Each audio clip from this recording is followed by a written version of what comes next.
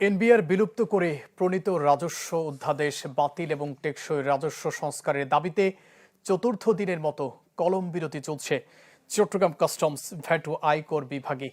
সকাল 10টা থেকে পালিত হচ্ছে কর্মসূচি, যা চলবে বিকেল 3টা পর্যন্ত। এ সময়ে কর্মকর্তারা কোনো ধরনের নথিপত্রে স্বাক্ষর করছেন না, ফলে ব্যাহত হচ্ছে শুল্কায়ন, চট্টগ্রাম বন্দরের আমদানি রপ্তানি, বন্দর থেকে পণ্য খালাস সহ সামগ্রিক কার্যক্রম।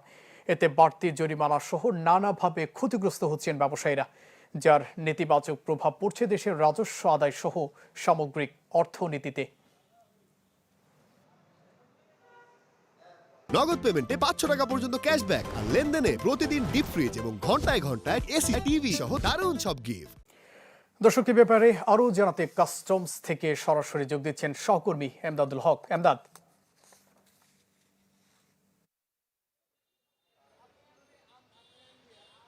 জুবাইর, কাস্টমস কর্মকর্তাদের যে কলম বিরতি চলছে আজকে চতুর্থ দিনের মতো, এই কলম বিরতির কারণে কিন্তু যে কাস্টমসের যে কার্যক্রম আমদানি রপ্তানির ক্ষেত্রে যে শুল্কায়ন, পণ্য খালাস সহ অন্যান্য যে দাপ্তরিক কার্যক্রম সবগুলোই কিন্তু অচল অবস্থা তৈরি হয়েছে।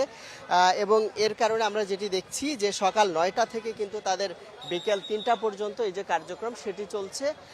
এবং এর কারণে আপনারা নিশ্চয়ই দেখছেন যে এই যে দাপ্তরিক কাজগুলো যারা করেন আমদানিকারক বা ব্যবসায়ীদের পক্ষ থেকে যেই C&F এজেন্ট যারা, ক্লিয়ারিং অ্যান্ড ফরওয়ার্ডিং এজেন্ট যারা, তারা কিন্তু এই কাস্টম হাউসে সকাল 9টা থেকে এসে ভিড় করছেন এবং তারা বিকেল পর্যন্ত ভিড় করেন, কিন্তু কাজ না হওয়ার কারণে আসলে এই যে নিয়মিত যে কার্যক্রম সেটি কিন্তু বাধাগ্রস্ত হচ্ছে। একই সাথে যে তথ্য আছে যে প্রতিদিন স্বাভাবিক সময়ে প্রতিদিন বন্দরের প্রায় 7,000-এর মতো বিল of import and bill of export সেটি কিন্তু সম্পন্ন হয়।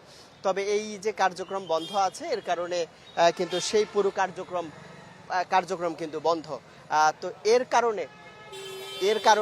কারণে আমরা যেটি দেখছি যে এই যে কার্যক্রম সেটি কিন্তু বন্ধ রয়েছে এবং যেটি হচ্ছে যে তারা যেটি বলছেন যে কাস্টমস যারা C&F এজেন্ট আছেন তারা বলছেন যে তারা সকাল 9টা থেকে বিকেল 3টা পর্যন্ত বসে থাকেন, কলম বিরতি 3টা পর্যন্ত। এরপরে যে আর 2 ঘন্টা সময় সেটিতেও আসলে কার্যক্রম পুরোপুরি করা যায় না, সার্ভারের সমস্যা সহ অনেক বিভিন্ন ধরনের কিন্তু সমস্যা তৈরি হয়। তো এর কারণে যেটি হয় যে বন্দরে কিন্তু পণ্য খালাস কার্যক্রম বা অন্যান্য দাপ্তরিক কার্যক্রম যেহেতু হচ্ছে না, বন্দরে কন্টেইনারের জট তৈরি হচ্ছে এবং সামনে কিন্তু কোরবানির ঈদ আসছে। ঈদের এই সময়ে দেশের বাইরের বিভিন্ন জায়গা থেকে যে পণ্য রপ্তানি বা আমদানির যে কার্যক্রম সেটি যেহেতু এক ধরনের অচল অবস্থা তৈরি হয়েছে, সেই কারণে এটি বড় ধরনের ধাক্কা কিন্তু অর্থনীতিতে গিয়ে লাগবে এমনটি কিন্তু বলা হচ্ছে। ধন্যবাদ আপনাকে। দর্শক, কাস্টমস কর্মকর্তাদের কলম বিরতির খবর জানাতে আমাদের সাথে যুক্ত ছিলেন সহকর্মী এমদাদুল হক।